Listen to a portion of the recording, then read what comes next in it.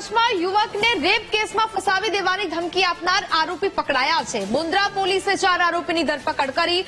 મોહમ્મદ શકીલ, મોહમ્મદ રફીક હાજી, હિમાંશુ મકવાણા, મુસ્તાક અલારખિયાની ધરપકડ કરી લેવામાં આવી છે। મુસ્તાક અલારખિયા પોતે પત્રકાર હોવાનો દાવો કરતો હતો।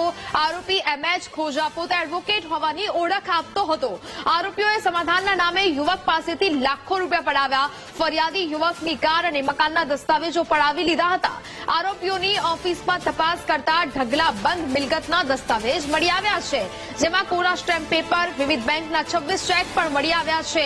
3.23 લાખની રોકડ, ફરિયાદીની કાર અને 1.25 લાખના મોબાઈલ જપ્ત કરવામાં આવ્યા છે। આરોપી ટોળકી મિલકત સંબંધી ગુનાઓ આચરતી હોવાની પોલીસને આશંકા છે। તો યુવકને બ્લેકમેલ કરનારા આરોપીઓ છે તે પકડાયા છે। 4 આરોપીની અત્યાર સુધી પોલીસે ધરપકડ કરી વધુ કાર્યવાહી છે તે હાથ ધરી છે। સાથે સાથે અનેક જે મુદ્દામાલ છે તે પણ જપ્ત કરવામાં આવ્યો છે। આરોપી ટોળકી મિલકત સંબંધી ગુનાઓ આચરતી હોવાની પોલીસે આશંકા વ્યક્ત કરી છે। કચ્છમાં યુવકને રેપ કેસમાં ફસાવી દેવાની અવારનવાર ધમકી આપવામાં આવતી હતી। મુન્દ્રા પોલીસે આ સમગ્ર કેસમાં 4 આરોપીની ધરપકડ કરી કાર્યવાહી શરૂ કરી છે। મોહમ્મદ શકીલ, મોહમ્મદ રફીક હાજી, હિમાંશુ મકવાણા અને મુસ્તાક અલારખિયાની ધરપકડ કરી લેવામાં આવી છે।